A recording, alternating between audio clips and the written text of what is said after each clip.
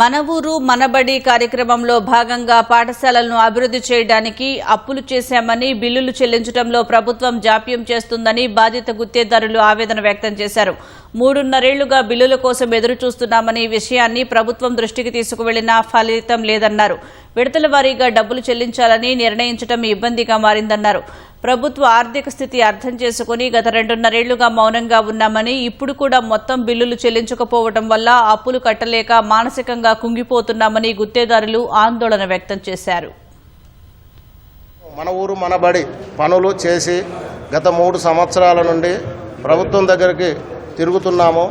మాకు ఈరోజు 50 కోట్లు ప్రతి నెల 50 కోట్లు రిలీజ్ చేస్తామని చెప్పారు. మా భార్యల పుస్తెలు తాకట్టు పెట్టి పనులు చేసినాం సార్. 320 కోట్లు ఒకేసారి విడుదల చేయమని ముఖ్యమంత్రి గారిని దండం పెట్టి వేడుకుంటున్నాం.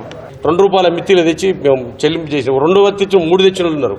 కాబట్టి మేము ఒక్కొక్కలము నేను 80 లక్షలు నా పేమెంట్ రావాలి. దాదాపుగా 40-45 లక్షలు వడ్డీలో కట్టినా అంటే అర్థం చేసుకోండి. పరిస్థితి చాలా ఘోరంగా. అంటే ఒక 2 ఎకరాలు అమ్ముకున్నాం.